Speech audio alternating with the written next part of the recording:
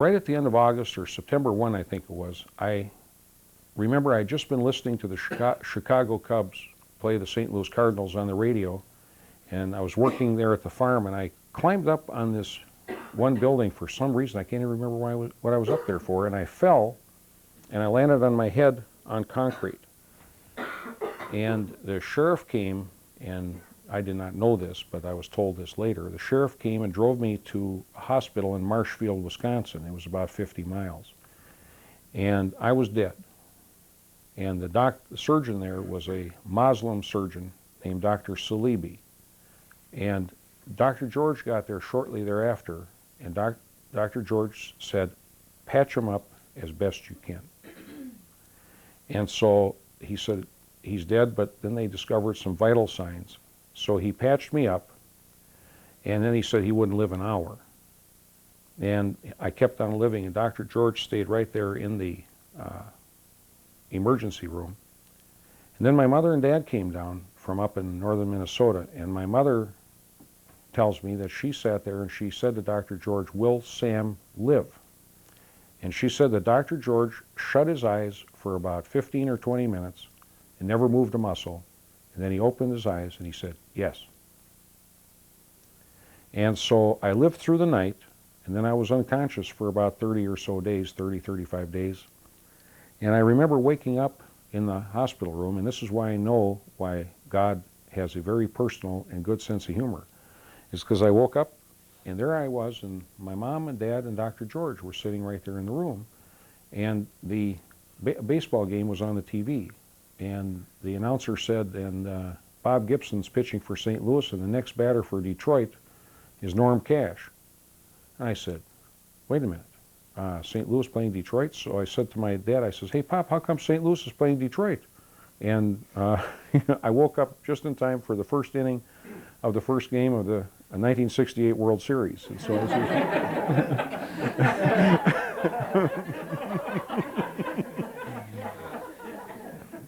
and here I was lying in this bed with all this stuff on me. So next day, Dr. George comes in the room there, and he's kind of smiling. He says, oh, he says, you look fine. He says, come on, get up. So I get up out of the bed, and we walk down the hall, and as God is my witness, he finds a pool table, and he and I are shooting pool in this hospital.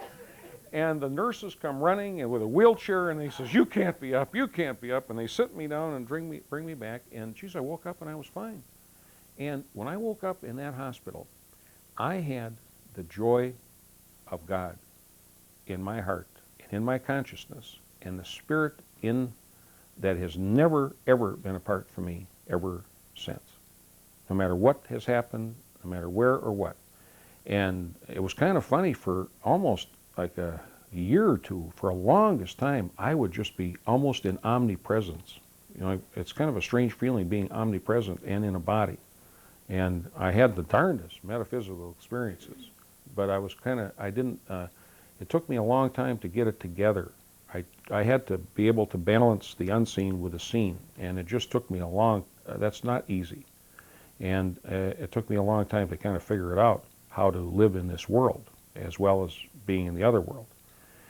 And so when I woke up there, I just had that tremendous joy. And since that instant, Dr. George has never, ever been apart from me. He's just right there. And so I can go through hell, but then I can sit down and I can meditate and I can be there, and he's there. And I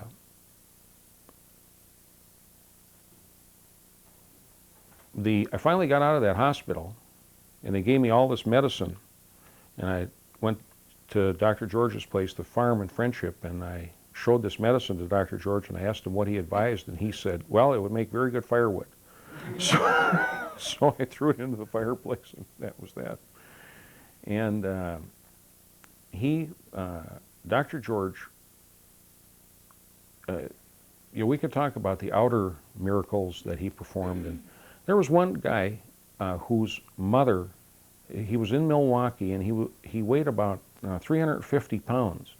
And his name was Verlin Grothe, and he owned a vending machine business. And Verlin's mother knew Dr. George from up in West Bend. And she came to see Dr. George, and she said, my son is dying. And he was in this hospital, St. Luke's Hospital on 27th in Oklahoma in Milwaukee. And she said, my son is dying, and I know that you are a holy man. I don't understand what you're into because I'm Lutheran, but I know that you are a holy man. Would you pray for my son? So a couple days later, on early Wednesday morning, I went up north to the farm with Dr. George, and we stopped by this St. Luke's Hospital. And he went in, and I stayed in the lobby, and I was reading the morning news. I remember reading the baseball scores in the morning. And he went up to the room, and he was there not more than 10, 15 minutes, came back down, we got in the car, we're driving along, and I said to him, I says, well, did you pray for him? He says, I'll turn the radio on. And then he turned the radio up. It was like Debbie, radio was full blast, and he didn't want to talk about that, so I didn't ask him anymore. And when we got back into town on Sunday, we found out the following, that this virulent growthy had come out of his coma. He had 20-some gallstones, and on Thursday, he wanted to leave the hospital, and he was kind of an ornery guy. So they tried to reassess his case, and finally on Friday they did let him out because they couldn't find any gallstones in there, and so they called it a misdiagnosis, and they let him out. And that woman tried to give Dr. George all kinds of money, and he would not take a dime. And you know, that guy never ever knew what hit him. To this day, he probably doesn't know. And so he had these miraculous powers, Dr. George did. And Debbie and I were talking, and I know Jerry had heard this story too, when Dr. George said that Yogananda had taken him down to the ocean in Encinitas. And he said, come on, George, walk out in the water. And Yogananda walked out in the water of the Pacific Ocean. And George told me, he said, no, he says, I didn't go because I was afraid. I thought to myself, what? You know, not Dr. George, you know, there was no such, I mean, there was no fear in Dr. George. So I puzzled about that, and he told me and told me and told me a number of times that story, and I was meditating about that, and I was thinking about that, because when Dr. George said something quite a few times, you think to yourself, I better figure out what this is all about. Then I realized that he could have walked on the water, but that it was a test for him by Yogananda as to whether he would use his powers, because it was not his life to be a public yogi. And I believe that Dr. George's main work this lifetime was to be a vibrational support for Yogananda in his work in America. And I think that the whole team of great beings worked their hearts out to bring metaphysics and yoga to the West. And I think Dr. George, on the silent level, worked with the presidents, worked with the political leaders of America. I think that was his job. That was his mission. I think he took on a small group of us at the end of his life just to be good. And what he did for us is, he did for all of us, was he could look and see all of our past lives. And he could go way back, and he could see what we had done. And you know, it's all well and good to say, yes, you love the Lord, and we're all ready to go into samadhi, and so forth and so on. But there's a process involved, and you have to even the books. And you have to even the books. And what a master like Master George can do for you, and what he did for us, was when we worked at Friendship, Wisconsin, and when we built buildings, and when we had all these wild and woolly experiences and so forth, he assisted us. You might say if we had a $10 debt, we could pay $1 down, and Dr. George would cover the rest. And that's what he did for us. And he healed us inwardly. He made the crooked places straight. And he relieved us. And sometimes it was not easy, because one of the things with Dr. George is that you had to honestly, as best you could, face up to your own inner flaws. And that's not easy. And you have to be able to take a good look at yourself and say, oh, okay, I am selfish, or I am greedy, or I am not nice, or I am intolerant, or I have this prejudice, or I am, you have to really look at yourself. And I will tell you something, you can't go into samadhi if you can't 100% unconditionally forgive everybody and everything. And that's another thing that Dr. George taught us. He taught us how to forgive. And being the most priceless thing of all, and I wouldn't trade all the money, anything on earth. Dr. George taught us how we could feel the joy and the love of God within. And no matter what happened in the outer, whether we were at the bottom or defeated or liked or disliked or victorious or defeated or whatever, we could experience and feel the joy and the bliss of God within. And we could feel His presence within us. And there is nothing, it's nothing on earth that is worth that. And it's the same with Yogananda or with Sai Baba. They're all the same. And if Yogananda was here, that's what he did for all of his disciples. And that's what Sai Baba does for his people.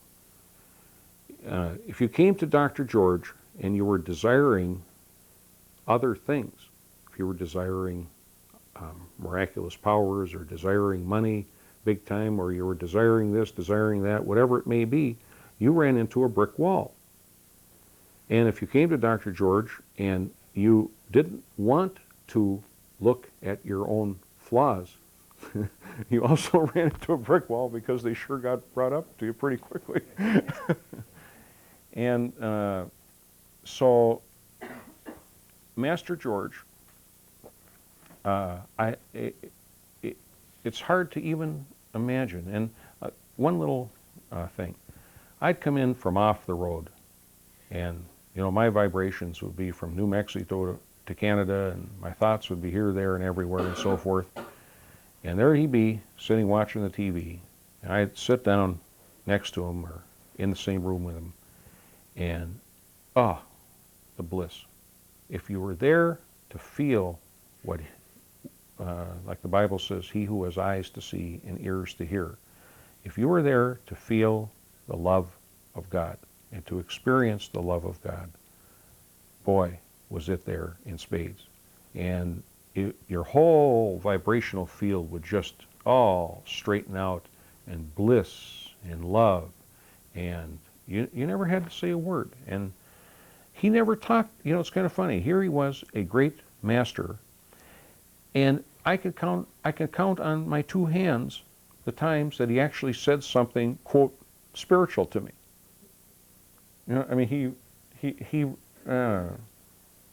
One time he looked at me and he said, you've got to learn to take it on the chin and smile and forgive. That's what he said to me. Another time he said, you may lose faith in the path, you may lose faith in everything, but he said, never lose faith in yourself. That's what he said. He said another time, he said, in the silence of your soul, there you will find everything.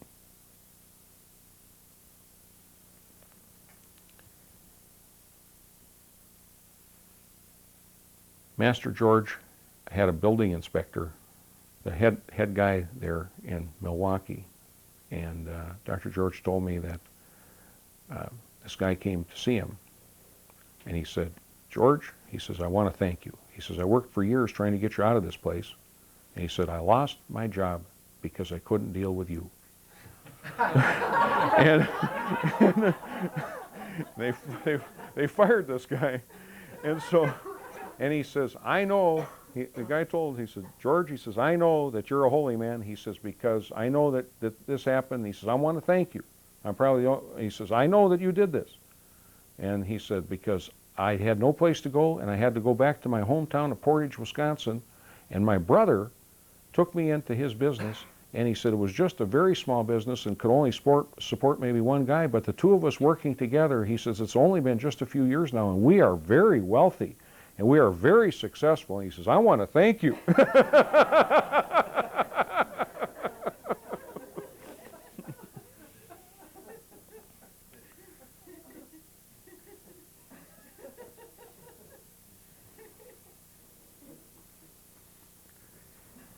My mother became paralyzed in 1974, and good, I'm telling you, that's been a real pain. But she's had this inflammation of a spinal cord, and it was just very, very tough. And one day I was driving. I'll tell you where I was coming. I was coming from. I was out in Montana, and I stopped right by the side of the road out in Montana.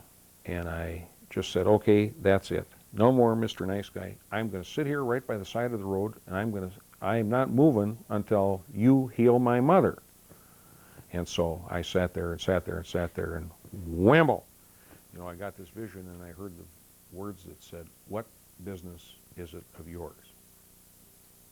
So then later, I talked to Dr. George, and I said, Dr. George, why don't you heal my mother? And he very sheepishly, he kind of looked down at the ground and he said, Divine Mother hasn't given me permission. And no one on this earth has ever been closer to Dr. George than my mother.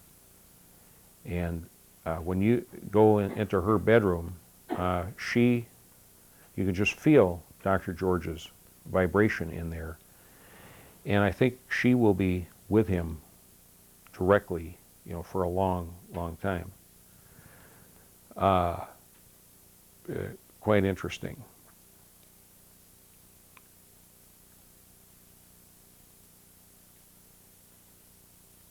There was a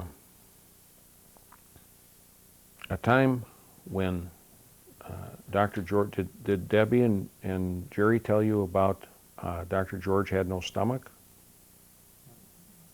Why don't you tell him about that? Oh, that he, when he died, he had no stomach? You weren't, oh, okay, well. He used to talk and say that that there would come a time when humans would not need a stomach, that they could live on the energy of the prana. And it was my belief, I've had this in my mind for a long time, that he died and he had no stomach. Remember, he used to he lived on root beer floats and coffee.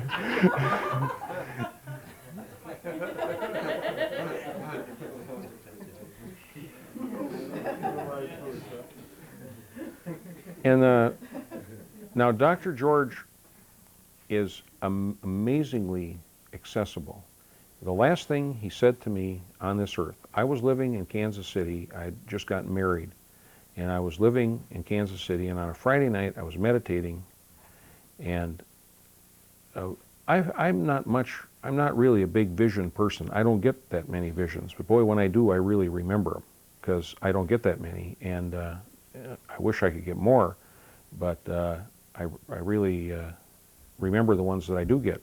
And this one, I was meditating, and Dr. George, bang, came to me, and he said, come and see me. So I got on the airplane on Monday, and I flew over to Milwaukee, and I was able to spend a couple days with him, and then he passed away the following Thursday. And so it was really nice. And the last thing he said to me on earth was, he said, I want you to set up a group in Minneapolis. I said, Minneapolis? And so I went back to Kansas City, and I told my wife, Kathy, I said, well, we're moving to Kansas City. Dr. George has told us, moving to Minneapolis. Dr. George has told me to set up a group in Minneapolis. So I went up there, and I thought to myself, how do I set up a group? Because number one, I don't believe in advertising. Number two, I don't believe in taking money, and I can't figure this one out. So I just kind of started it up. And I said to Dr. George and Yogananda, I said, okay, I will be at a specific place, every Sunday night. And so that's what I did. And I just figured whoever was meant to be would come. And one by one, they came. And I figured they would stay as long as they were benefiting by the vibration. So as long as, and this is one of the most fascinating things that has ever happened to me in my life. I thought and thought, now what do I do? What do I teach these people? And what do I do? I figured, well, I kind of thought about that. And every single time we ever had that group, I could have been watching the football game on Sunday afternoon, or my wife and I could have had an argument, and kids, problems with the kids, problems with my business, whatever it was. We'd show up at that group, sit down, turn off the lights, and bang, there was Dr. George and Yogananda every single time, right there, And I thought, hey, this is easy. So I just figured, well, what the heck, I'll just, play a little music and whatnot. And so whoever was meant to feel and benefit by those vibrations came. And it was very simple. And years went by, and the group built up pretty big. We had quite a good-sized group going, and we tried to be as non-denominational as possible, kind of concentrating on Dr. George and Yogananda. And when I had first seen the film on Sai Baba in 1975, I realized, I leaped for joy, and I just cheered because I realized he was the divine one coming to Earth. And so, but I had my work to do with Dr. George and Yogananda, so I didn't feel there was any need for me to go over to see Sai Baba because I could feel him real easy anytime I meditated. And then in 1985, I was telling some of you folks today, I always remained close with Dr. George. I've been much closer to him even after he left the earth, all these years, than I was actually when I was sitting right next to him. I could feel him, just very, very easy. And so, but I think he's in another form, another time, and I think he'll always be available to us in one form as the Dr. George form as long as we need him. And he's our friend always. And my experience with the group is what I wanted to share with you folks tonight, is that I really think each one of you should get a picture of Dr. George. And what I will do when I get back to Minneapolis is I'll get some small pictures made. Because Dr. George is very, very helpful. And each one of you really, truly can get great help inwardly from Dr. George. And as a practical thing, I really recommend it for your sadhana, because when times get tough in life, and believe me, boy, there's no end of problems, and they do get tough, Dr. George will help you. And if you say inwardly to him, and you hold out to him, he will help you. He will help you just the same and be with you just the same as he is for anybody who actually happened to be in the body this lifetime with him. And I would probably bet that many of you people in another time, in another lifetime, were with him in a body. And so I don't believe you'd be all sitting here tonight listening to this and I just know that Dr. George will really help you inwardly. And if he will, it's tremendously worthwhile for you to touch him, because he's very unusual. Dr. George is among the great ones. And I was meditating on a Friday night, and meditating away, and I had a vision. And Dr. George came to me with a big smile on his face. He didn't say a word, and he reached for my hand, and he took me by the hand, and there was a silver throne, and Sai Baba was sitting in a silver throne. And Dr. George put my hand in Sai Baba's hand, and then he smiled and he left. And since that date, I've been really working with Sai Baba. And I went completely and totally bankrupt. I lost everything I had. I lost my cars. I had 2 Cadillacs, a Pontiac, and a pickup truck repossessed the same day. And I lost my house, I lost my farm, I lost my stock, and all these deals that I had done. I got absolutely wiped out right down to my shorts. And I had some tremendous good fortune.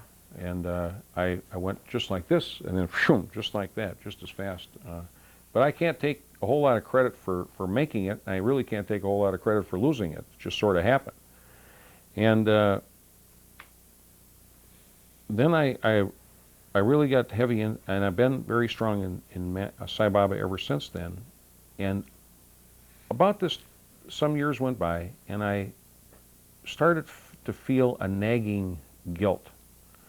And I was concerned, you know, I was saying to Dr. George, you know, I'm working real hard here with Sai Baba, but I don't want to be disloyal to you and Master Yogananda. I said, I kept asking for guidance and for assistance in this. And months and months and months and quite a long time went by, and I waited and waited and waited and waited. The best thing you can do on the spiritual path is to wait. You can always outwait God. And if really, sir, if you want an answer, you just say, I'm waiting. And you keep waiting, and you keep asking. And I don't care if it takes years. You just keep waiting and asking. And in your meditation, just ask and wait. If it doesn't happen, well, that's fine. Go about your business. Then the next time, you know, get right back at it. And you can achieve anything if you wait and are persistent enough. So I asked Dr. George to solve this problem. And again, one of those nice visions came along. And Dr. George said this. He said, how could I deprive you of that wonderful joy of being with the Lord Sai Baba in body? He says, what kind of a friend would I be to you? That's what he said. Isn't that beautiful? Dr. George said that to me. And so it just totally relieved my heart. And when I knew I was coming up here to speak, about 2 weeks ago, I was in Encinitas, and I was sitting looking at the ocean at Yogananda's ashram there, and I was asking for help, and I asked for Yogananda to tell me if he had anything to say about George. And this is what Yogananda said. He said, joy, all joy. I heard those words at Encinitas, and that's what Yogananda said about George. And then I saw George sitting there, and Yogananda right behind him, and Sai Baba right behind him, going right out into the ocean. And we are so lucky to be in the presence and in the company of these great beings. When you look at the 5 billion souls that are walking this earth, and you look at the people, yeah, you can see all these people who have many bad things happen to them in the outer world, and people who suffer and so forth and so on. But what I'm talking about is the people you meet who are cruel, the people who are very arrogant, the people who have no kindness to other people, the people who you can just feel sometimes their vibrations. Crying out loud, you just want to, get out. And in my business world, one thing I just won't tolerate, I will not put up very long with bad vibrations. And if some guy has got real bad vibrations, I don't care how much money he's got. I'm just not going to, I'm going to make him laugh or get him to cheer up or something. I don't like cigarettes and all that kind of stuff, and so I just won't tolerate I'll do something to deal with those vibrations. But just think of those poor people and what they have to go through. Just look at what we've been through collectively in this room on the spiritual path, trying to find God. And so being with these beings like Yogananda and Master George, Sai Baba, we are so lucky. These bodies that we inhabit here right now, just in a few little specks, a few little turns of the clock, and we'll be gone.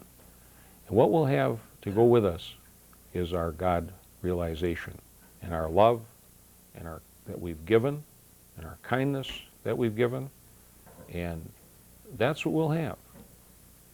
And the great ones always talk about service and helping other people as best we can. And the reason why it's good to try to help everybody you possibly can and to do service in any way you possibly can is that that's the way we get forgiven from our load.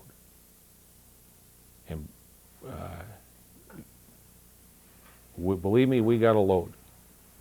But it is such a light load when you compare to what you have if you don't have a friend like Dr. George, a friend like Yogananda, a friend like Sai Baba. And the techniques they have given us, the devotion of being able to do the Kriya, and being able to do the music, being able to meditate, and being able to be with our beloved friends who are all of the like mind. We are so, so, so blessed. We are lucky beyond belief. That's it.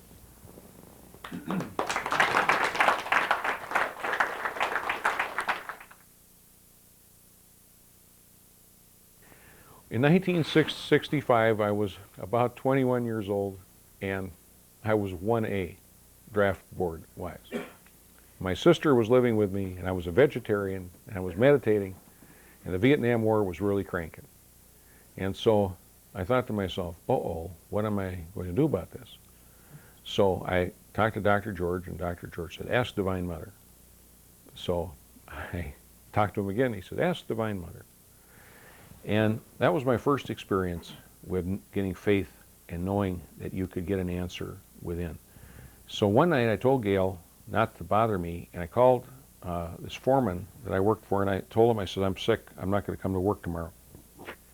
And I started at 9 o'clock at night on a Sunday night, and I sat in this chair, and I started to chant Door of My Heart. And I said, I am not going to leave this chair until I get an answer. So I started chanting Door of My Heart. And I chanted and chanted, and I fell asleep and woke myself up and kept chanting and fell asleep. Went to the bathroom and got a drink of water and went right back at it, chanting, and long about 6 o'clock in the morning, just as dawn was breaking, wham, and I felt the Divine Mother. And the first time in my life I ever felt the Divine Mother. And I saw this picture, and I saw for me to get a haircut short like a crew cut, to wear a sport coat and a tie, and to go in and call my draft board that very morning and ask for a meeting with them to discuss my situation. And so I saw this whole thing, and I saw also very specifically said, do not ask to be a conscientious objector.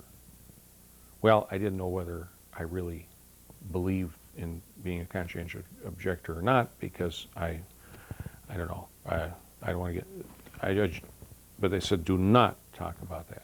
So that morning, I called my draft board in St. Paul, Minnesota, and this woman says, oh yes, you want a meeting of your executive board. When would you like it? I said, well, maybe sometime this week. So Gayle and I drove up to St. Paul from Milwaukee, and Gayle went over to the big cathedral in downtown St. Paul, and she went in there to pray, and I went into the draft board. And I come in, and lo and behold, the head of my draft board is a guy named Russell Johnson, who was the father of one of my best friends from high school, who incidentally is a big-time banker down in Detroit, Michigan now, Tom Johnson. And he works, I can't remember which bank it is. And so Mr. Johnson knew me. We lived about 3 blocks away from them, and he knew my sister. And he knew all about her being deaf and so forth. And he also knew that when we graduated from high school, I was number 1 in the class, and his son, Tom, was number 5. And so he figured that didn't hurt either. So there I was, and he said, Sam, what are you doing here? And I said, well, Russell, I said, I don't know what to do about this. And I said, here's my circumstances. So I laid it out for him as to, this, that, and so forth. He said, why don't you go outside for a few minutes? So I went outside, and the draft board talked there. And then I came back in, and they said, is your church a registered church in the state of Wisconsin? I said, yes, it is. And they said, would you like to be classified as a ministerial student? And I says, all right. So they gave me all these forms, and I drove back down to Milwaukee. And then as I get there and I see Dr. George, Dr. George says, he hasn't said one word. He's always saying, ask Divine Mother and so forth. Then I get back down there, Dr. George says, he says, I think we ought to get you classified as a minister. So every year we'd fill out this form and put the church seal on it and send it in, and that's the last I ever heard from those people. Every year I'd send it in, and then when I turned 26, I never heard a thing about it. Now, are there folks here who remember those Vietnam days, right? Remember the draft card burning, the whole ball of wax, everybody trying their best, so what can I say? I filled out the form. What? I filled out the form.